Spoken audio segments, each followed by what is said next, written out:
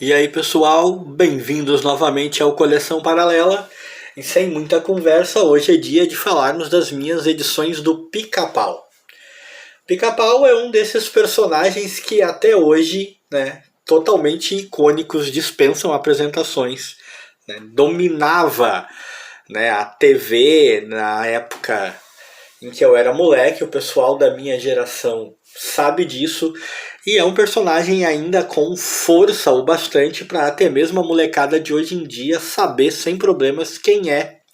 Embora não esteja acontecendo mais nada assim de tão relevante com ele nos últimos tempos. Teve aquela adaptação lá, aquele filme que eu não assisti, porque só de ver os trailers eu já pensei não é o tipo de coisa que eu quero ver. Eu tive algumas edições do Pica-Pau quando eu era moleque e por mais que menino eu não gostasse desse tipo de revista, meu negócio eram super-heróis, já falei aqui. O Pica-Pau eu gostava o bastante para realmente ter tido carinho pelas edições que eu tive, mas o problema é que por mais que eu tivesse algum carinho, eu não mantinha aquelas revistas. Na primeira oportunidade eu trocava por revistas de super-herói, porque eu achava que era um baita negócio, né? Mas com o tempo eu fui adquirindo algumas e tenho algumas para mostrar para vocês aqui, né? Vou começar de cara mostrando por essa daqui, o número 58 da Editora Abril. Tem aí o preço que me custou na época, não vou nem comentar esse assunto sobre o precinho na capa. Era na época da famosa cartela milionária da Editora Abril, eu me lembro muito disso aqui, que você comprava as revistas, né? Olha só isso, cara, antes de abrir, olha, Pegasus. Eu via esse anúncio na época, eu sonhava imensamente com esse carrinho, né, de controle remoto e tal. Parecia de outro mundo, né? Hoje em dia você percebe que é uma coisa tão sem graça, né? Tão normal, tão sem potencial. Curiosidades daquela época, né? As revistas da Turma da Mônica, que na época também eram publicadas pela Editora Abril, né? Sendo propaganda na revista do Pica-Pau, né? Quem diria? Essa é uma edição de dezembro de 1983, tá? Aqui anuncia o filme do Peter Pan. E tá bem surradinha. Eu falei, ó, Turma da Mônica. E aqui vão as histórias. Cara, o que dizer, né, sobre as histórias do Pica-Pau? A arte era muito boa, né? E as histórias me lembravam o padrão das historinhas da Disney. As revistas tipo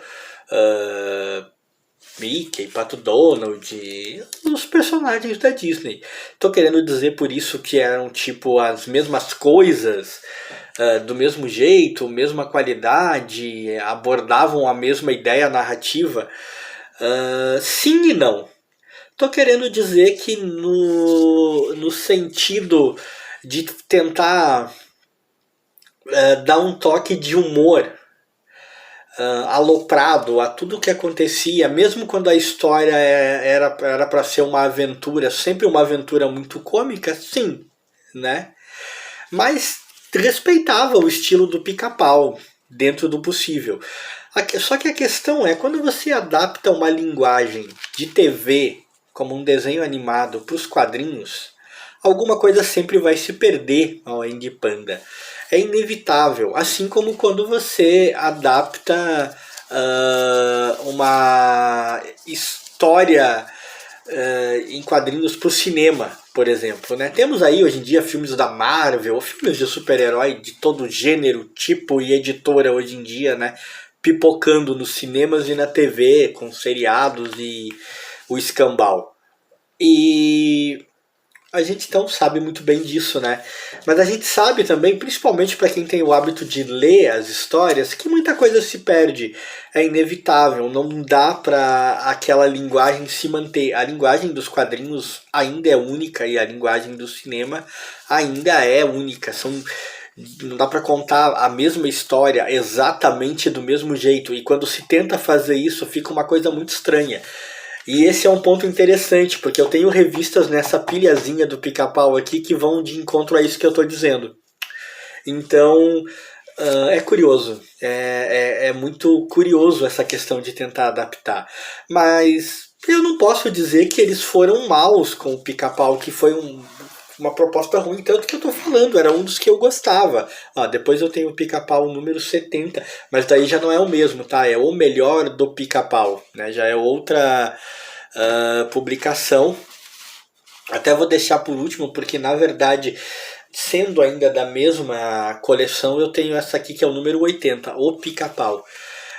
Então, dentro do possível, cara, dentro do que dava pra fazer, o Pica-Pau soava nos quadrinhos como o personagem que você via na TV. Sempre ferrando a vida de alguém, né? Sempre atazanando alguém, sempre sendo espertalhão e trapaceiro, né? Se dando bem aonde os outros não se davam bem, mas ao mesmo tempo você notava algumas diferenças, tá? Tinha alguma. Olha, quem não lembra desse programa?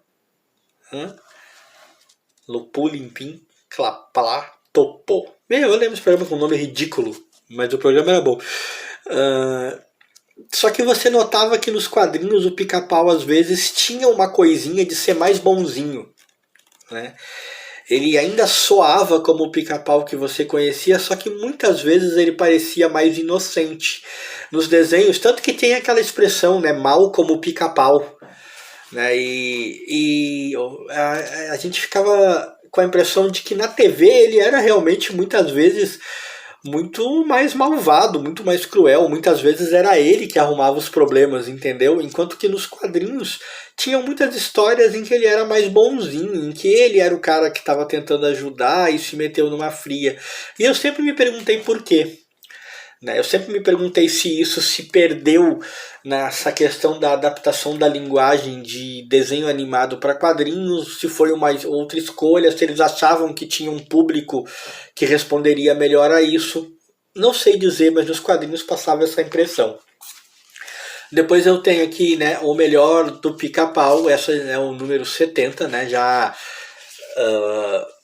outra publicação, é da mesma editora Abril, mas é outra publicação. Essa daqui, não consigo o ano aqui, essa aqui já é dos anos 90, né? Essa que eu tenho aqui, vou voltar um pouquinho aqui, gente, desculpa, essa já é 86, ó. 10/9 de 86.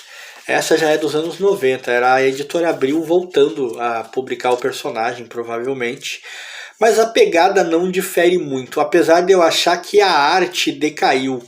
Aí alguém pode dizer assim, alguém que entenda melhor do personagem, seja mais fã, mas eram os mesmos artistas, talvez até as mesmas histórias, né, da mesma seleção de histórias, do mesmo material que eles passaram a publicar sobre esse novo título, o melhor do Pica-Pau. Eu vou dizer, pode até ser, mas por alguma razão eu achava que a arte decaiu, né? E ainda acho que parece que a arte deu uma decaída, mas a pegada das histórias seguiu a mesma, inclusive com aquele lance de que muitas vezes o Pica-Pau era mais inocentinho. Aí publicavam tantos personagens que a gente conhecia nas histórias do Pica-Pau, Leôncio, né, o Coelho Osvaldo, Andy Panda e tantos outros apareciam aqui de vez em quando, né, nas aventuras do Picolino.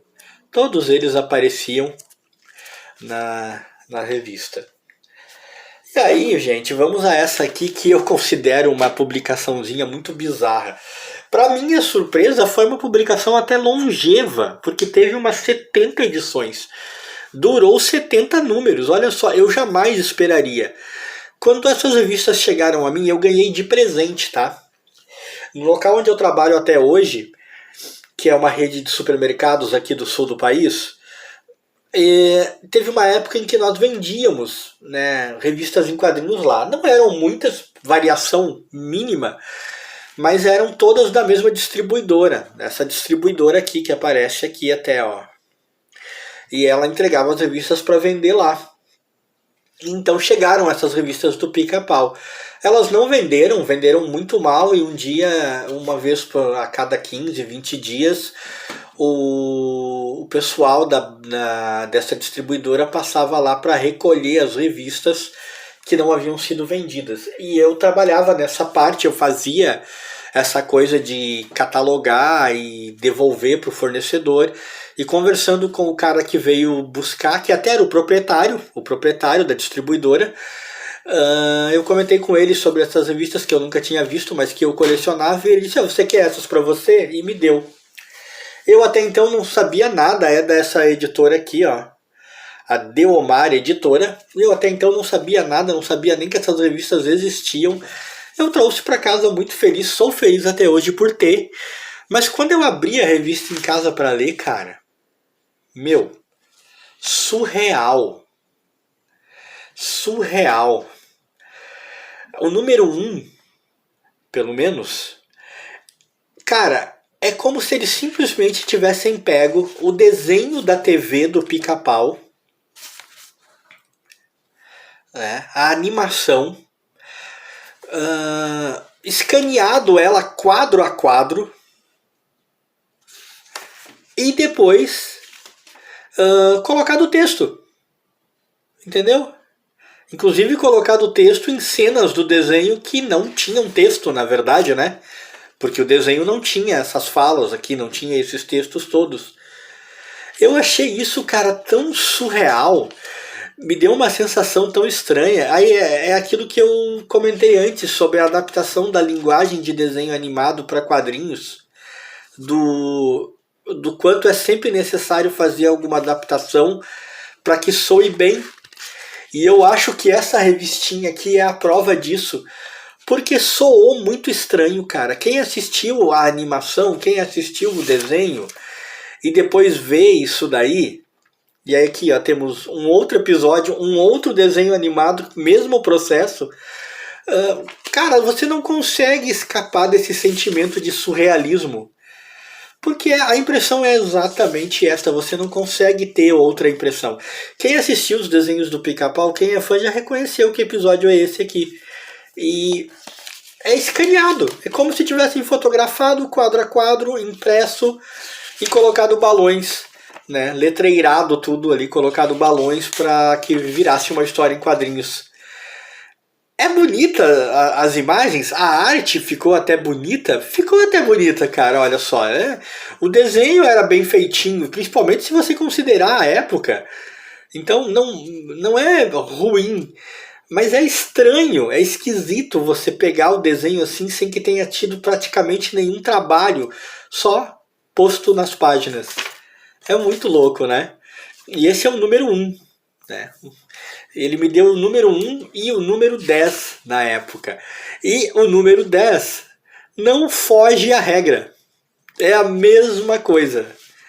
São os episódios da TV simplesmente escaneados e publicados. Aí alguém pode estar se perguntando o mesmo que eu já me perguntei. Mas isso foi uma coisa só da Deomar? A Deomar fez isso? Ela é que escolheu fazer dessa forma?